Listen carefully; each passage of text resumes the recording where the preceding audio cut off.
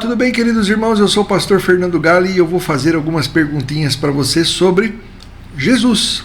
Quando ele estava no ventre de Maria, Jesus ele se alimentava dela através do cordão umbilical? Você sabia que tem gente na internet que se diz apologista sério, teologicamente correto, e que falou que Jesus no ventre de Maria não se alimentava dela? Que ele ficou 9 meses não precisando se alimentar de Maria? Quem disse isso? Quem? Eles, é claro, o pessoal do CACP. Eita, nós! E eu vou fazer outra pergunta, que uma declaração dessa leva a pergunta. Jesus tinha o DNA de Maria? Então eu vou começar de frente para trás, ou de trás para frente. Vou primeiro responder a pergunta: Jesus tinha o DNA de Maria? Sim ou não? Eu já vi gente dizer na internet que Jesus não tinha o DNA de Maria. Inclusive, visitando as páginas do Centro Apologético Cristão de Pesquisa, eu vi pessoas ali comentarem que Jesus não tinha o DNA dela.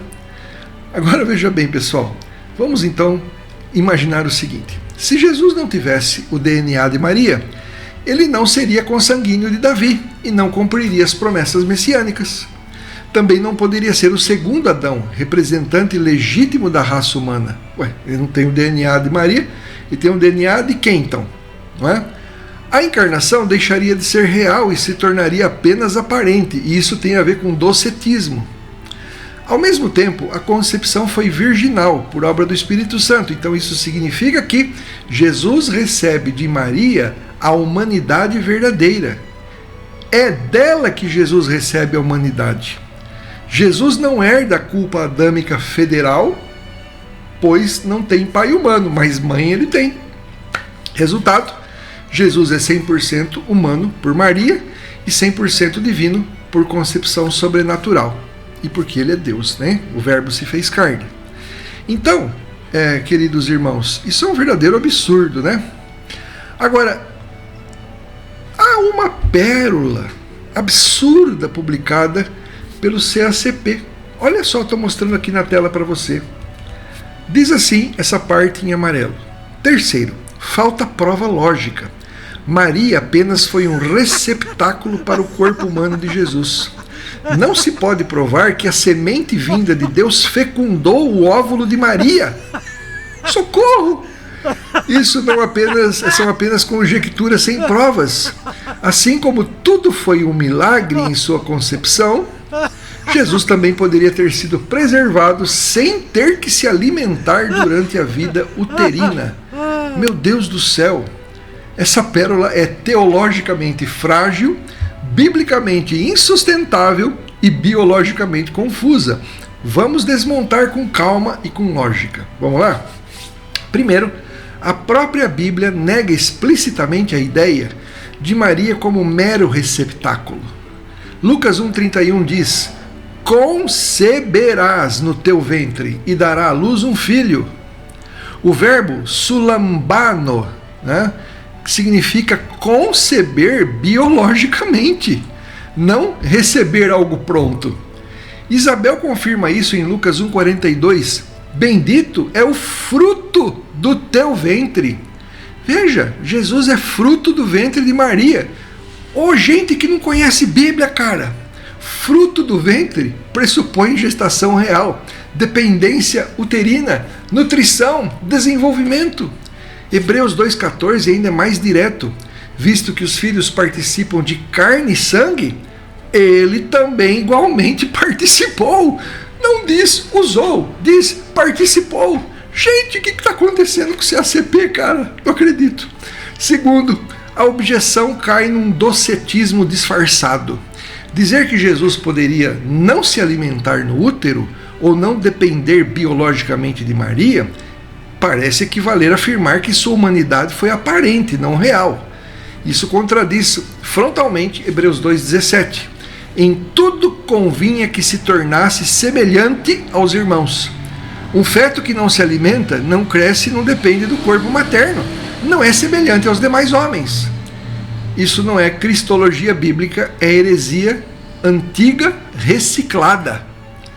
Terceiro, o argumento que não se pode provar que a semente fecundou o óvulo é um erro lógico clássico. Exigir prova empírica moderna de um evento sobrenatural antigo, enquanto se aceita o milagre seletivamente. Se tudo foi um milagre, então não se pode negar que os meios naturais que Deus mesmo criou aconteceram.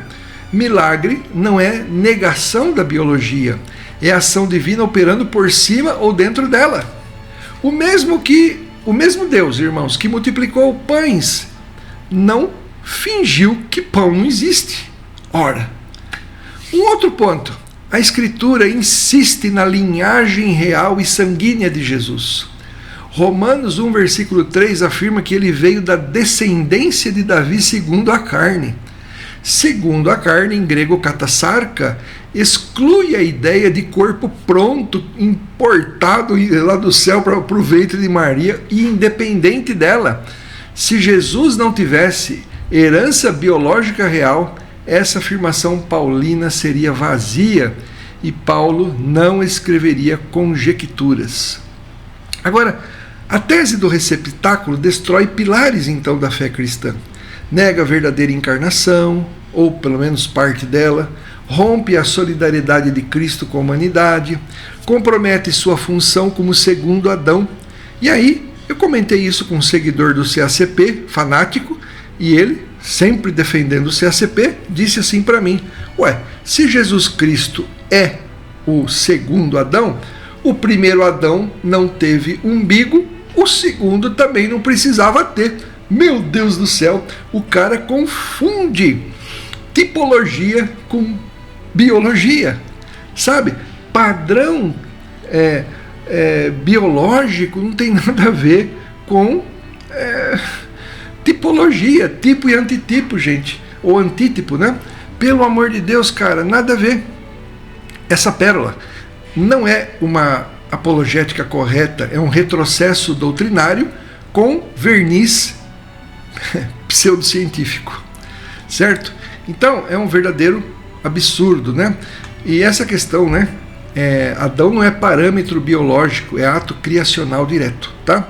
Então, ele não nasceu, ele foi formado do pó, Jesus nasceu. Logo, comparar Adão com Jesus na questão do umbigo é uma verdadeira besteira, certo? Muito bem, então pessoal, a gente tem que tomar cuidado com aquilo que a gente fala na internet, certo? Tem gente falando coisas tão absurdas sobre Jesus, né? E aí eu fico pensando assim, né? Jesus, o camarada está dizendo aqui que Jesus não se alimentava de Maria, né, durante os 9 meses de sei lá o que, se era uma gestação, isso, né? Pessoal, meu Deus do céu, eu fico imaginando o pobre Satanás, o diabo.